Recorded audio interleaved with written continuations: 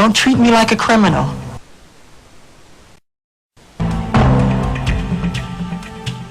Don't treat me like a criminal, because I am innocent. His reputation and dignity suffered as a result of two highly controversial legal cases against him.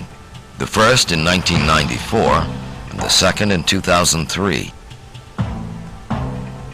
In 1994, Jackson was accused of child sexual abuse by a 13-year-old child named Jordan Chandler and his father, Evan Chandler. The initial friendship between Jackson and Evan Chandler had broken down. The boy's father, a registered dentist, extracted a tooth from his son's mouth, and he was forced to admit that he had used the controversial sedative sodium amytal during the procedure. Experts state that the drug sodium amytal makes patients extremely susceptible to suggestions. Sometime afterwards, Evan Chandler was tape recorded saying, amongst other things, "If I go through with this, I'll win big time." This man is going to be humiliated beyond belief. And I'm watching you that he will not believe what's going to happen to him. Beyond his worst nightmares. Sell one more record. I will get everything I want, and they will be destroyed forever. They will be destroyed. An official investigation began with Jordan Chandler's mother adamant that there was no wrongdoing on Jackson's part. Neverland Ranch was searched. Multiple children and family members denied that he was a pedophile. Jackson agreed to a 25-minute humiliating strip search conducted at his own ranch. Back, his home is here. His ranch above Santa Barbara is a place he loves. He doesn't intend to desert the United States. Jackson made an emotional public statement on the events. I have been forced to submit to a dehumanizing and humiliating examination by the Santa Barbara County Sheriff Department and the Los Angeles Police Department earlier this week. They served a search warrant on me which allowed them to view and photograph my body, including my penis, my buttocks, my lower torso, thighs, and any other area that they wanted. They were supposedly looking for any discoloration, spotting, blotches, or other evidence of a skin color disorder called vitiligo, which I have previously spoken about.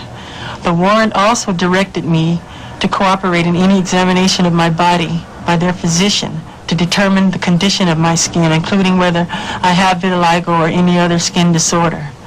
The warrant further stated that I had no right to refuse the examination or photographs, and if I failed to cooperate with them, they would introduce that refusal at any trial as an indication of my guilt. It was the most humiliating ordeal of my life, one that no person should ever have to suffer.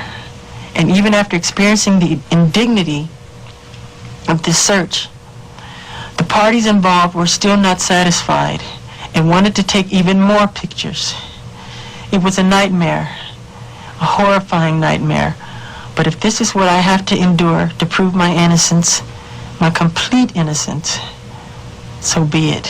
I am particularly upset by the handling of this mass matter by the incredible, terrible mass media. At every opportunity, the media has dissected and manipulated these allegations to reach their own conclusions. I ask all of you to wait and hear the truth before you label or condemn me. Don't treat me like a criminal, because I am innocent. Jackson began taking painkillers, Valium and Ativan, to help him cope with chronic pain, a consequence to an accident involving the collapse of stage rigging during the Dangerous tour, and for joint inflammation from lupus. He started taking Xanax for panic attacks and stress, stemming from the allegations made against him of child abuse. The stress of the allegations also caused Jackson to stop eating, and he lost a significant amount of weight. With his health in decline, Jackson's friends and legal advisors took over his defense and finances. They called upon him to settle the allegations out of court, believing that he could not endure a lengthy trial. The investigators looked at Michael Jackson's nude body to check for the descriptive markings. They had to conclude that Chandler's description was not a definitive match. Tabloid reactions to the allegations put Jackson in an unfavorable light. Complaints about the coverage and media included everything from bias against Jackson, accepting stories of alleged criminal activity for money, to accepting confidential leaked material from the police investigation in return for money paid. On January 1st, 1994, Jackson settled with the Chandler family and their legal team out of court in a civil lawsuit for $22 million. After the settlement, Jordan Chandler refused to continue with police regarding criminal proceedings.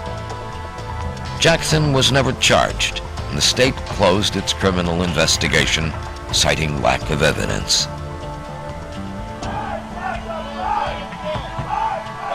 In 2003, Jackson was charged with 7 counts of child sexual abuse and 2 counts of administering an intoxicating agent in order to commit that felony.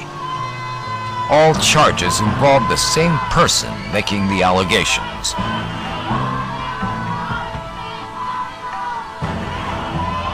My heroes, one of my legends, one of my role models. Just hold your head, man. And my prayers go out. I made only this one doll from Michael Jackson. Michael, stay up. You know, we behind you, and leave them boys alone. Stay away from them. Don't be close to them. We love you though, and we're behind you. With Michael, when you have 9 children in a 2-bedroom home, you're sharing beds. You know, you are sharing beds. Kids are going to bed, and that you have to have discipline. And Joe and Catherine were very smart to have discipline, because you cannot have chaos with that many people roaming around a little 2-bedroom house. So with Michael in sleeping arrangements, it was nothing. Plus, they shared hotel rooms. They shared beds in hotel rooms, and that's what people don't understand. With Michael, the bed wasn't about sex. It was about going to sleep or watching TV or having pillow fights. So I don't think it's really about him. It's bigger than that. I believe it's really politics behind that. We're saying, hey, thanking Michael Jackson for years and years of great music. Jackson denied the sexual abuse allegations, saying that the sleepovers were in no way sexual in nature.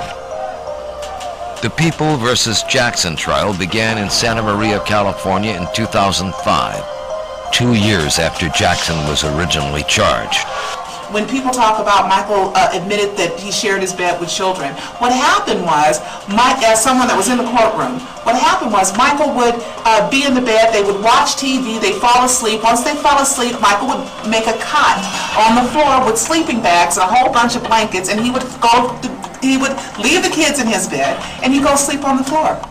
Outside, there was a large crowd of supporters that waited for Jackson. Fans cheered, they wept, and they hugged each other as they were waiting for the trial to end.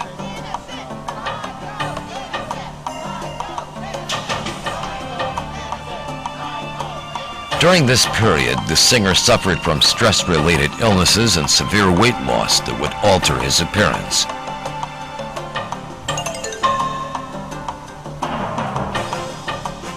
The trial lasted 5 months until the end of May 2005. He was acquitted on all counts. His lead defense attorney, Thomas Misereau Jr., told reporters on his way out of the courtroom that justice was done.